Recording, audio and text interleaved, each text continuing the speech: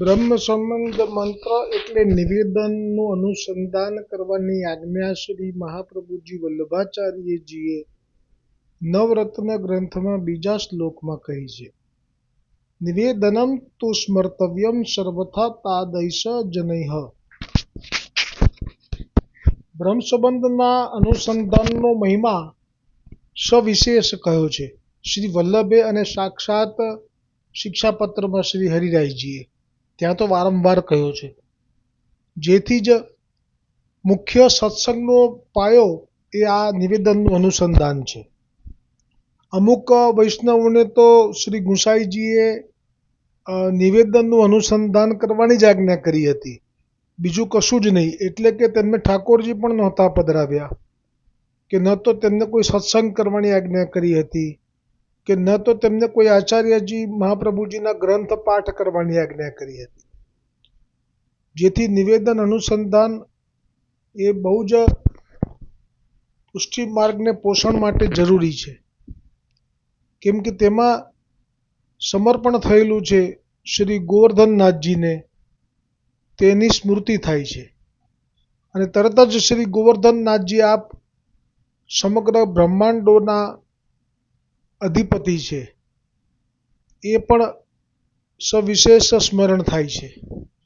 અને પછી જ્યારે જીવનમાં જે સમર્પણ થયું છે તે સર્વ દેહ, ઇન્દ્રિય, પ્રાણ, અંતઃકરણ, તેના ધર્મો, સ્ત્રી, ઘર, પુત્ર, કુટુંબ, ધન, આલોક અને પરલોક અને આત્મા સહિત જ્યારે સમર્પણ થયેલું છે, એવો ભાવ જેમ જેમ દ્રઢ થતો જાય છે તેમ તેમ તેની દેહ વિશેની આસક્તિ છૂટતી જાય છે. ઇન્દ્રિયો જે બહાર તરફ દોડે છે તે હવે ધીરે ધીરે પ્રભુ તરફ વળવા લાગે છે. પ્રાણ, અંતઃકરણ એ અંદરની ક્રિયાઓ છે એ પણ પ્રભુ પરત થવા લાગે છે. અંતઃકરણના ધર્મો પણ બદલાય છે. સ્ત્રી અત્યાર સુધી જે લૌકિક ભાવ હતો હવે તેમાં પણ અલૌકિક ભાવ પ્રગટ થાય છે. ઘર જે પોતાના નામનું છે, પોતાના માલિકીનું છે, એ જે ભાવ હોય છે એ પણ હવે આ તો શ્રી ગોવર્ધનનાથજીને સમર્પણ કરેલું છે એવો ભાવ દ્રઢ થતો જાય છે. આ સમય ભલે લાગે છે પણ જાતે દિવસે આ ભાવ દ્રઢ થાય જ છે. અને પુત્ર એટલે જે લૌકિક લોકોને ચિંતા હોય છે કે આ પુત્ર મારો છે તો શું એ મને સમય આવશે તો સેવા માટે ઉપયોગી થશે? જીવતા પાળે મરતા બાળે આશા ગણે હકની.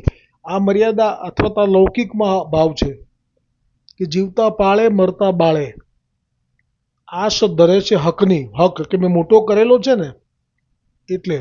પણ પુષ્ટિ માર્ગમાં તો આ પણ સમર્પણ થઈ જાય છે પુત્રનું, એટલે જેથી એની પરથી પણ દાવો ઉઠી જાય છે. અને કુટુંબ એટલે જ્યારે બ્રહ્મ સંબંધ થાય છે ત્યારે તો કુટુંબના વિશે મમત્વ રહે છે, પણ જેમ જેમ આ અનુસંધાન થાય છે નિવેદનનું એમ એમ કુટુંબ માટેની પણ આસક્તિ દૂર થતી જાય છે. એટલે મેં જે ગાયું હતું ને, જ્યાં દુબઈમાં થયું એના 4 દિવસ કે 3 દિવસ પહેલા, કે વૈષ્ણવોને એક જ ભગવાન, દુનિયા ડૂબી ગઈ છે, ટૂંકામાં ટૂંકું છે જ્ઞાન, દુનિયા ડૂબી ગઈ છે. એટલે આ બ્રહ્મ સંબંધના અનુસંધાનથી આ કુટુંબ જે છે એનું સમર્પણ થયું છે, એનું પણ જ્યારે દ્રઢ થાય ત્યારે આ રીતે સંસાર ડૂબી જાય છે. પછી તો પ્રભુ અને સત્સંગ આ બે જ રહી જાય છે. બીજું બધું જ પ્રપંચની વિસ્મૃતિ થઈ જાય છે. એટલે એક આ દોડ એની પહેલાં બહુ વખત પહેલાં પણ લીધું હતું કે ખોટો સંસારીનો સાથ, ખોટો સંસારીનો સાથ, શામળા સાચો તું એક છે, ખોટો સંસારીનો સાથ, હારે હા ખોટો સંસારીનો સાથ, શામળા સાચો તું એક છે.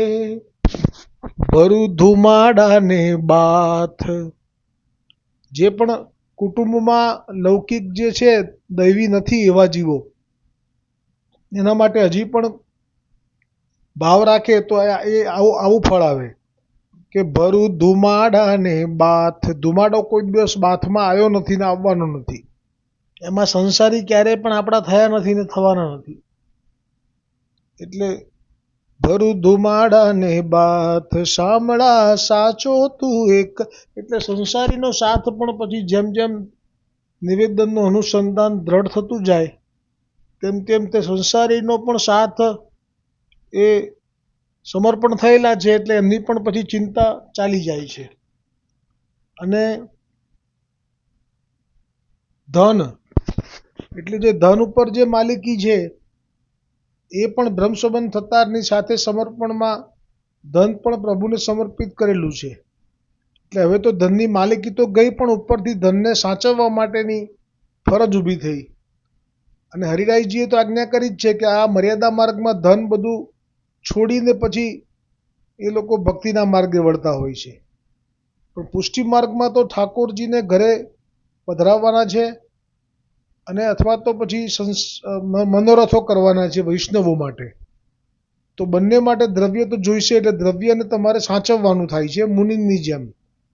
પણ નહીં કે પોતાની રીતે મન વાંછિત ભોગ ભોગવવા માટે અથવા તો કોઈને દાન પુણ્ય કરવા માટે, જેને કે સ્કૂલો બંધાવવી છે કે હોસ્પિટલ બંધાવવી છે કે ઓક્સિજનના બાટલા મોકલવા છે કે જે પણ સહાય કરવી છે વૈષ્ણવોને, તો એ પર્પઝથી તો એવી રીતે એ ધનને ના વેડફાય. એ ધનને હરિરાયજીએ જે કહ્યું છે એ કહું છું, મારું કશું નથી કહેતું.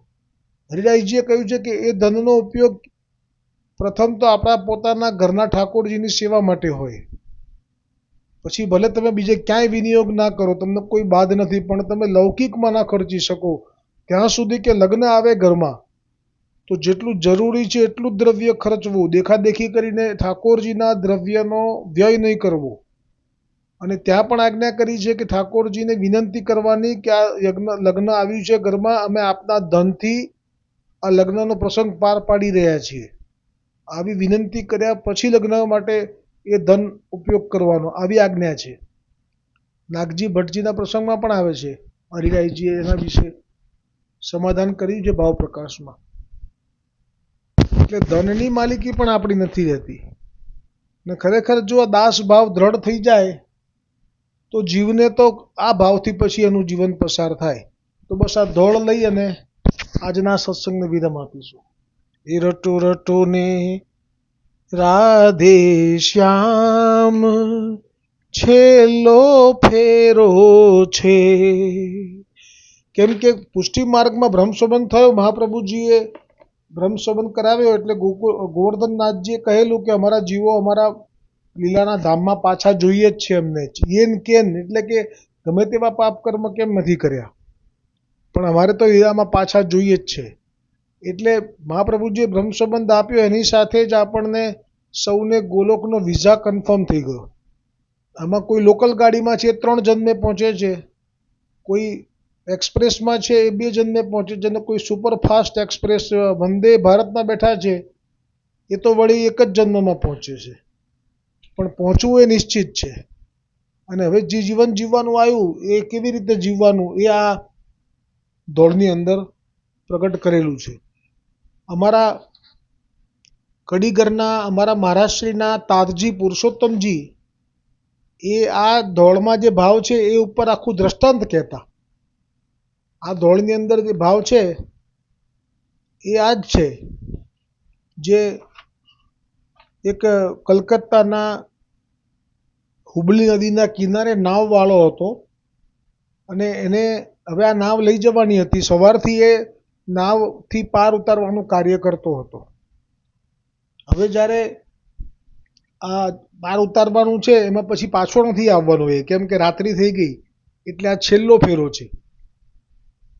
એટલે આ જે છેલ્લો ફેરો છે એવી એણે બૂમ પાડી કે જેમને આવવું હોય આવી જાઓ, આ છેલ્લો ફેરો છે.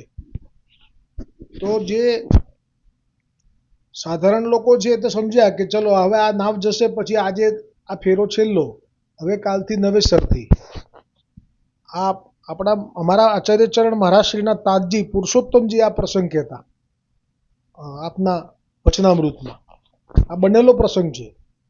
આ કલકત્તાના શેઠ હતા, એમનું નામ અત્યારે મારાથી સ્મરણ નથી રહ્યું, પણ એમણે આ વચન કાનમાં પડ્યા એટલે કોણ જાણે કેમ પૂર્વજન્મમાં કરેલી ભક્તિ અચાનક જ એમના જીવનમાં પ્રગટ થઈ ગઈ.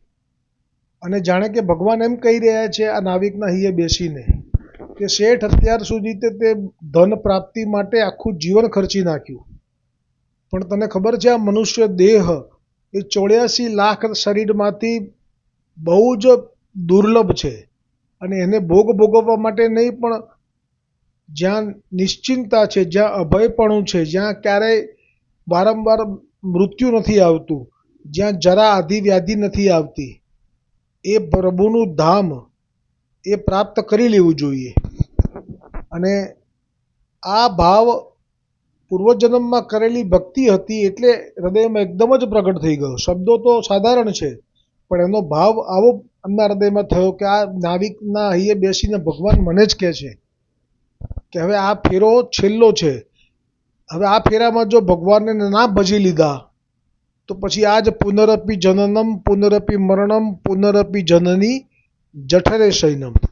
ગર્ભમાં વળી પુરાવાનું ને વળી ભગવાનને પ્રાર્થના કરવાની કે અમને આ ગંદકીમાંથી બહાર કાઢો, હવે એ દિવસ નથી લાવવો. એકદમ દ્રઢ મક્કમપણે આપણે નિશ્ચય કરી ઘોડા ગાડીમાંથી ઉતર્યા અને બગીવાળાને કહ્યું કે તું જા. અને બગીવાળો પાછો ગયો અને અહીંયાથી આ વ્રજની મથુરાની ટ્રેનમાં બેસી ગયા અને મથુરા ઉતરી અને બસ આ ભાવ સાથે હવે જીવે છે. પછી શું થયું આગળ કહું છું કે રટો રટો ને રાધે શ્યામ છેલ્લો ફેરો છે, રટો રટો ને રાધે શ્યામ છેલ્લો ફેરો છે. અને વલ્લભે તો વૈષ્ણવને ખાતરી આપી છે કે તારો તો આ છેલ્લો જ ફેરો છે. તો પછી હવે શું કરવાનું? મૂકો માયા ને મમતા તમામ છેલ્લો ફેરો છે, મૂકો માયા ને મમતા તમામ છેલ્લો ફેરો છે. ત્યાગ દેહનો નહીં પણ દિલનો કરો. આ જો આટલો ભેદ છે. એ જે શેઠ હતા એમને કોઈ ગુરુ નહોતા, એટલે એમને જે મનમાં આવ્યું એ પ્રમાણે કર્યું, તો પણ એમને સફળતા મળી ગઈ. તો આપણને તો વલ્લભ મળ્યા છે. આપણે વલ્લભ એવી આજ્ઞા કરી છે કે શેઠની જેમ આપણે છોડીને વ્રત નથી જવાનું, પણ જ્યાં છીએ ત્યાં જ ત્યાગ દેહનો નહીં પણ દિલનો કરો. એટલે ત્યાગ આપણે દેહથી એટલે કે વસ્ત્રો બદલવાથી કે ઘર છોડવાથી એવી રીતે ત્યાગ નથી કરવાનો, પણ ઘરમાં જ રહીને હવે વલ્લભનું, વિઠ્ઠલનું અને ઠાકોરજીનું સ્મરણ કરવાનું. એની સાથે બધી જ માયા શાંત થઈ જશે.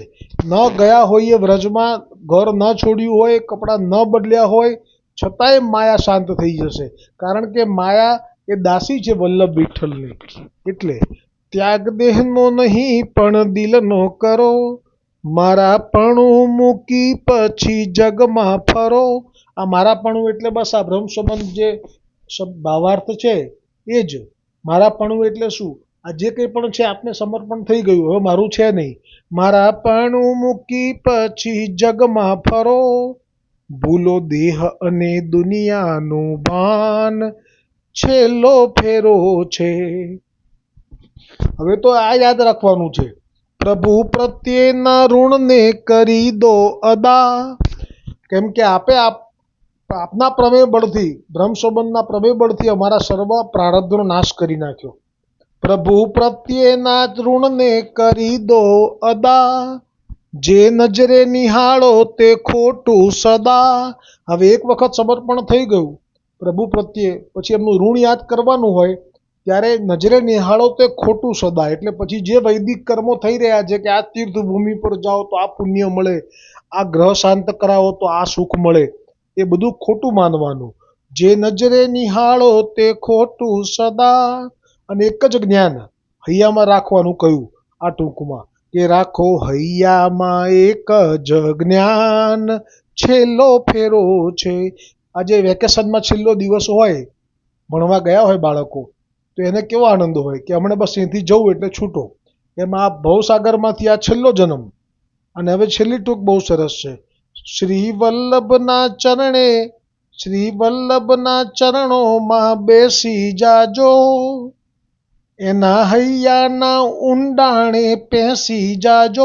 એટલે સન્મુખ બેસવું એ પ્રથમ સ્ટેપ છે, પણ બેઠા પછી પણ એમના હૈયામાં ઉતરવું એ મુખ્ય પગથિયું છે. ઘણા લોકો સન્મુખ થાય છે પણ હૈયામાં સ્નાન પ્રાપ્ત નથી કરી શકતા. કેમ કે તનથી બેસે છે પણ મનથી બહાર હોય છે. આપના હૈયાના ઊંડાણે પેસી જાજો, પછી કરજો મીઠા મીઠા ગાન, છેલ્લો ફેરો છે. પછી કરજો મીઠા મીઠા ગાન, છેલ્લો ફેરો છે.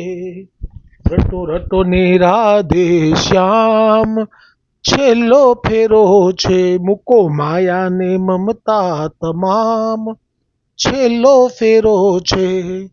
હવે જે તાતજી અમારા પુરુષોત્તમજી આપ જ્યારે વચનામૃત કરતા ત્યારે કલકત્તાના જે શેઠ, મેં કહ્યું કે આવી રીતે છેલ્લો ફેરો સાંભળ્યો અને બગી ગાડીમાંથી ઉતરી પડ્યા અને કરોડો અબજો રૂપિયાની સંપત્તિ, હીરા માણેક અને જે સુવર્ણ અને જે સિવાય સોના મોરો સિવાય અનેક બધી સંપત્તિ અને મિલો અનેક હતી, આ બધું એક ક્ષણમાં ત્યાગ કરી અને ચાલી નીકળ્યા હતા. આજે પણ વૃંદાવનમાં જાઓ અને કોઈને પૂછો તો એ મંદિર બતાવશે. કલકત્તાના શેઠ શ્રી રંગનાથજીનું મંદિર એ આપે સિદ્ધ કરાવેલું. પણ એ પહેલાંની સ્થિતિ શું હતી એ જો સમજીએ. એમનું નામ લાલા બાબુ હતું. એમને ઉપનામ તરીકે લાલા બાબુ તરીકે ઓળખાતા હતા.